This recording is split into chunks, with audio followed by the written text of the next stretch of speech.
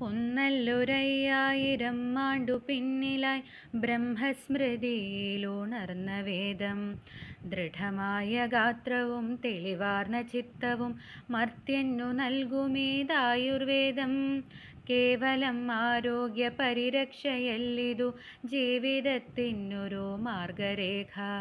മർത്യജന്മത്തിലുടനീളം ആരോഗ്യ സംരക്ഷണത്തിനുതകും ഇത്.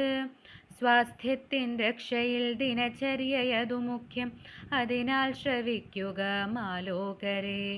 ഓരോ ദിനവും ഉണർവോടെ പോക്കുവാൻ ഈ ചര്യ ധാരാളമതു നിശ്ചയം.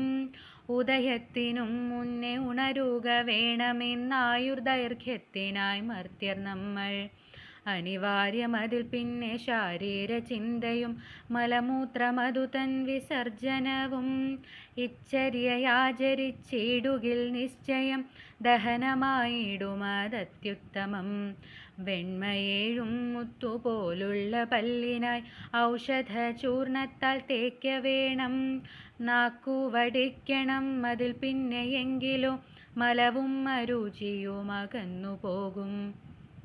തെളിനീരിനാൽ നന്നായി കഴുക വേണം വായും മുഖവും വൃത്തിയായി.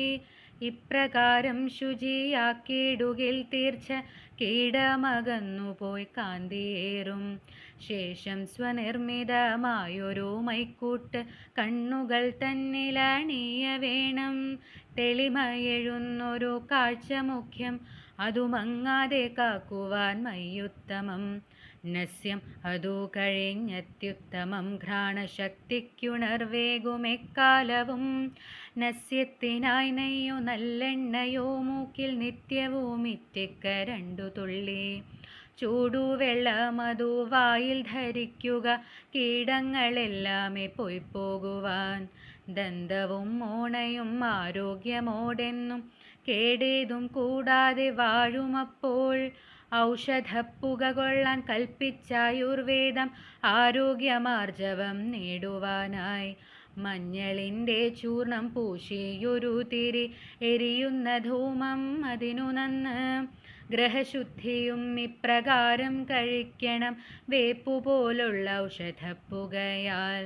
അണുബാധയെല്ലാം ഒഴിഞ്ഞിടുമീ വിധം നിത്യധൂപനം ഒന്നുകൊണ്ട്. വ്യായാമമർദ്ധശക്ത്യാ ചെയ്യുക വേണമ ദുർമേധസ്സിനെ അകറ്റി നിർത്താൻ. ദഹനത്തിൻ ശക്തിയും കർമ്മസാമർഥ്യവും ദേഹത്തിൻ ലഘുതയും തത്ഫലം താൻ. വപുസോ കരുത്തുറ്റതാകും ബലമുള്ള ഗാത്രമൊന്നോർക്കിലോ സ്വത്തു തന്നെ. തേച്ചു കുളിക്കണമെള്ളെണ്ണ മേലാകെ പുഷ്ടിക്കതുത്തമം എല്ലാറ്റിലും. ഊർജം സുനിദ്രയും ബലമതു നിശ്ചയം തേച്ചു കുളിക്കിലെന്നായുർവേദം. ഉഷ്ണോദകത്താലെ സ്നാനമതിൽ പരം ഏതുമില്ല ബലദായകമായി. അരുത ശിരസ്സിലുഷ്ണോദകമെന്നാൽ ശീതജലം താൻ ഇതിനു നന്ന്. ഭക്ഷിക്ക വേണം ക്ഷുത്തിൻ വിളിപ്പുറത്തോർക്കുക മിതവും ഹിതവുമായി. ആമാശയത്തിൻ്റെ 1/3 പങ്കല്ലോ ഭോജനത്താലെ നിറയ്ക്ക വേണ്ടു. അനുപാനമായി ചൂടാറ്റിയ നൽജലം ആകിരണത്തിനുതകും അത്. ഇപ്രകാരം ഉള്ള ഭോജനം നൽകിടും പ്രാണനു പോഷണം നിസ്സംശയം. തടുക്കാവതല്ല മലമൂത്രാദിവേഗങ്ങൾ തടുത്തിടിലോഹാനി സ്വാസ്ഥ്യത്തിന്. പ്രാണന്റെ നിലനിൽപ്പിനിച്ഛിക്കുമൊരുവന് നന്നല്ലൊരിക്കലും ഈ ധാരണം. പ്രാർത്ഥനാപൂർവം കഴിഞ്ഞൊരു സന്ധ്യ മയങ്ങി തെല്ലുനേരം കടന്ന്. രാവേറാതെ കഴിക്കണമത്താഴം ലഘുവായി ദഹനത്തിനുതകും വിധം. ശയനം മതു വേണം ഭോജനപൂർവം അരനാഴിക വൈകി രാവേളയിൽ. ഈ വിധം ശീലക്രമങ്ങൾ പാലിക്കയിൽ ആയുർലാഭമതു തീർച്ച തന്നെ.